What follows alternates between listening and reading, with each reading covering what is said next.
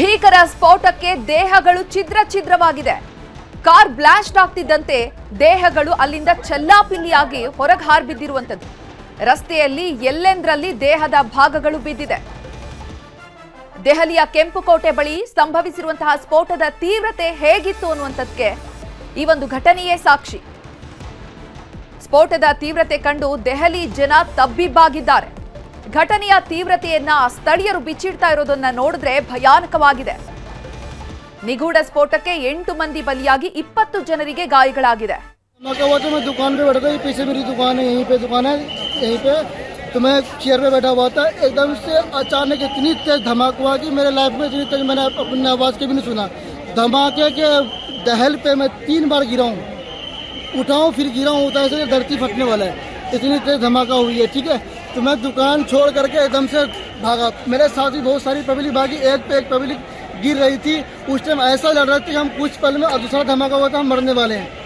ऐसा लग रहा कि हम बचने का चांस, ऐसा लग रहा कि मौत को मुंह से देख रहे हैं. इस तरह से नज़ारा था. तो मैं भाग करके साइकिल मार्केट में गया. वहाँ जा करके मैं एक कोल्ड ड्रिंक लिया.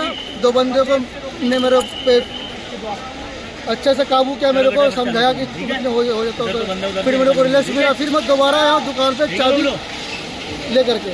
ये चाबी दुकान की, मैं चाबी दुकान बंद करके फिर अब घर जा रहा हूँ. मैं क्या हुआ सर, आप क्या बता पाएंगे? कुछ नहीं जी, हम कुछ नहीं, हम ये देखे, लपट देखा. हाँ, अपने छत से देखा, तभी मैं नीचे उतर के आया कि जरा देखूं कहाँ है क्या.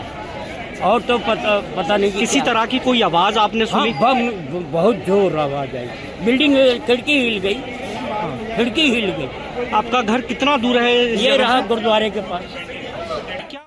ಈ ಘಟನೆ ಬಗ್ಗೆ ಮಾಹಿತಿಯನ್ನ ನೀಡ್ತಾ ಇದ್ರು ನಮ್ಮ ನ್ಯೂಸ್ ಎಡಿಟರ್ ರಾಘವೇಂದ್ರ ಗುಡಿ. ಅಲ್ಲಿಯ ಸ್ಥಳೀಯರು ಹೇಳ್ತಾ ಇರುವಂತಹ ಮಾಹಿತಿಯನ್ನ ಕೇಳ್ತಿದ್ರೆ ಭಯ ಆಗುವಂತಹ ರೀತಿಯಲ್ಲಿ ಅಷ್ಟು ಭೀಕರವಾಗಿ ಅಲ್ಲಿ ಸ್ಫೋಟ ಸಂಭವಿಸಿದೆ ಅನ್ನುವಂಥದ್ದು ಅರ್ಥ ಆಗ್ತಾ ಇದೆ.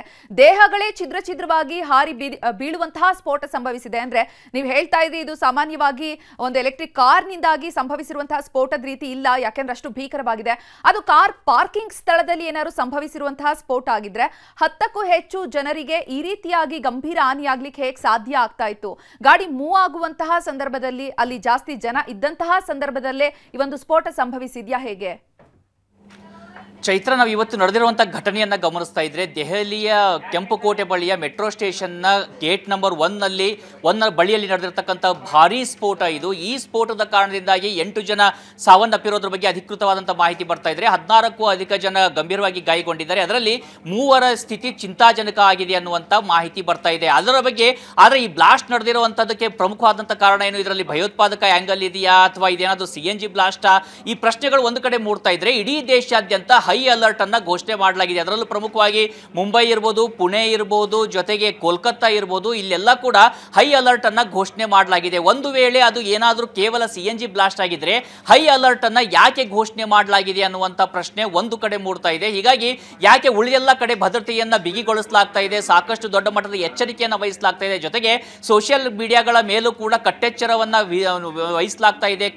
ಅಂದ್ರೆ ಕಟ್ಟುನಿಟ್ಟಿನ ಕಣ್ಣನ್ನ ಇಡ್ಲಾಗ್ತಾ ಇದೆ ಅನ್ನುವಂಥ ಮಾಹಿತಿಗಳು ಬರ್ತಾ ಇದ್ದಾವೆ. ಒಂದು ವೇಳೆ ಇಲ್ಲಿ ನಡೆದಿರ್ತಕ್ಕಂಥ ಸ್ಫೋಟ ಇದು ಬಾಂಬ್ ಸ್ಫೋಟವೇ ಆಗಿದ್ದರೆ, ಇಲ್ಲಿಯವರೆಗೂ ಅಧಿಕೃತವಾಗಿ ಇದನ್ನ ಬಾಂಬ್ ಸ್ಫೋಟ ಅಂತ ಹೇಳಿ ಎಲ್ಲೂ ಕೂಡ ಅಧಿಕೃತ ಮಾಹಿತಿ ಇಲ್ಲ. ಆದರೆ ಕೆಲ ಘಟನೆಗಳು ಆ ರೀತಿಯಾಗಿ ನಡೆದಿದ್ದಾವೆ. ಇವತ್ತು ಇಡೀ ದೇಶಾದ್ಯಂತ ಮತ್ತು ಕಳೆದ ಒಂದು 10 ರಿಂದ 15 ದಿನಗಳಿಂದ ಇಡೀ ದೇಶಾದ್ಯಂತ ಮತ್ತು ವಿಶ್ವಾದ್ಯಂತ ನಡೀತಿರುವಂತಹ ಘಟನೆಗಳನ್ನ ಉದಾಹರಣೆಯಾಗಿಟ್ಟುಕೊಂಡು ಒಂದು ವೇಳೆ ಇದರ ಹಿಂದೆ ಟೆರರಿಸ್ಟ್ಗಳ ಕೈವಾಡ ಇದ್ದಿದ್ದೇ ಆದ್ರೆ, ಒಂದು ವೇಳೆ ಇದು ಟೆರರ್ ಅಟ್ಯಾಕ್ ಆಗಿದ್ರೆ ಅದಕ್ಕೆ ಕಾರಣ ಏನಿರಬಹುದು, ಅದಕ್ಕೆ ಕಾರಣ ಯಾರೆಲ್ಲ ಇರಬಹುದು ಅನ್ನುವಂತ ಒಂದು ಸಿನಾರಿಯೋವನ್ನ ನಾವು ಗಮನಿಸೋದಾದ್ರೆ ಚೈತ್ರ, ಪ್ರಮುಖವಾಗಿರ್ತಕ್ಕಂಥ ಮಾಹಿತಿಗಳು ಮೇಲ್ನೋಟಕ್ಕೆ ಕಂಡು ಬರ್ತಾ ಇದ್ದಾವೆ. ಮೊದಲನೇದಾಗಿ ಇವತ್ತು ಒಂದೇ ದಿನ ನಮ್ಮ ದೇಶದಲ್ಲಿ ಸರಿಸುಮಾರಾಗಿ 3000 kgಯಷ್ಟು ಸ್ಫೋಟಕಗಳನ್ನ ವಶಕ್ಕೆ ಪಡೆದುಕೊಳ್ಳಲಾಗಿದೆ. ಅದು ಕೂಡ ಯಾರಿಂದ? ಡಾಕ್ಟರ್ಸ್ಗಳಿಂದ. ಡಾಕ್ಟರ್ ಆಗಿ ಒಂದು ಸರ್ಕಾರಿ ಆಸ್ಪತ್ರೆಯಲ್ಲಿ ಕೆಲಸವನ್ನು ನಿರ್ವಹಿಸ್ತಾ ಇರುವಂತಹ ವ್ಯಕ್ತಿಗಳಿಂದ ಜಮ್ಮು ಕಾಶ್ಮೀರ ಇರ್ಬೋದು, ಹರಿಯಾಣ ಇರ್ಬೋದು, ಇಲ್ಲೆಲ್ಲ ಸ್ಫೋಟಕಗಳನ್ನ ವಶಕ್ಕೆ ಪಡೆದುಕೊಳ್ಳಲಾಗಿದೆ. ಜೊತೆಗೆ ಒಬ್ಬ